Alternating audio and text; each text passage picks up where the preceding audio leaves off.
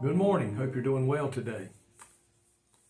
You know, I love to see the sun come up in the mornings and hear the birds chirping and the animals getting busy again up there in the field, maybe munching on some grass or their feed. And it's good to know today that when you pick up the Word of God and you begin to read it and study it, that it really means what is written.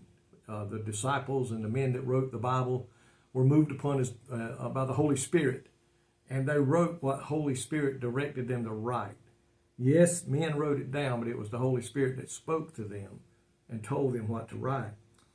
And what is so good about that, you know, you can buy books on how to do things. They got certain books they call carpentry for dummies, car repairs for dummies. They got all kind of things like that. And you can buy other books that tell you how to cook this, cook that.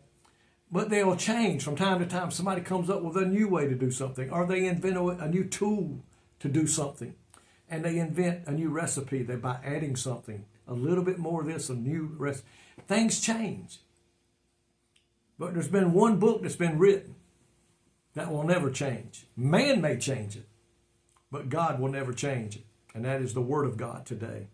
I want you to listen to Isaiah 40 and verse 8. Isaiah 40 and verse 8. The grass withereth, the flower fadeth, but the word of our God shall stand forever. Think about that. The flower is going to fade, the grass is going to wither, but the word of God stands forever. It never changes. And we're told that in several places in the Bible, that his word never changes. God says he's the same yesterday, today, and forevermore. So if God never changes, why would he change his word?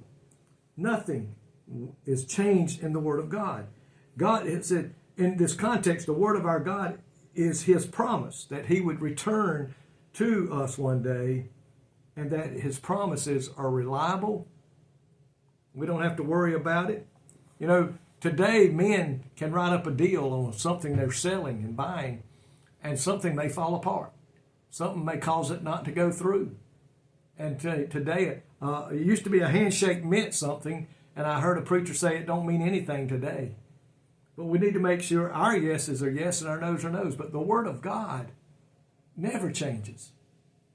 It should never change. What would it be like if we had to wonder if God keeps his promises? If God said, you come to me just as you are, and I'll save you and forgive you of your sins. Oh, I'm sorry, I can't do that with you, or I can't do that with that sin. What if he changed his promises? We could never believe anything he would say. But his word never changes. If it is in the Bible, it is the same today as it ever has been. So we can count on the Word of God. And in another place in the Word of God, he says, heaven and earth will pass away. But he says, my word, his word, the Bible, will never change. Heaven and earth shall pass away, but my word will endure forever. Folks, if there's ever a statement that you could say, you can take it to the bank, it's that verse right there.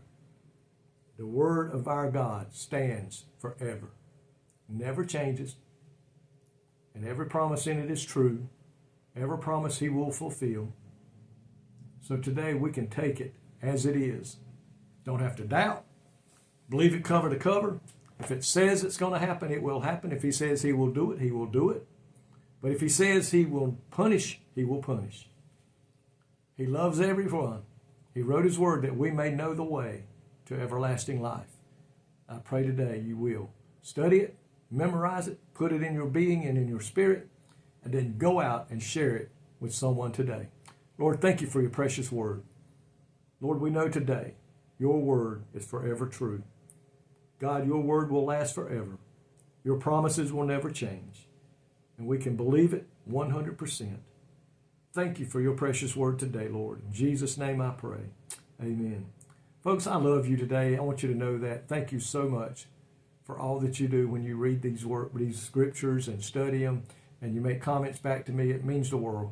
I pray God bless you today.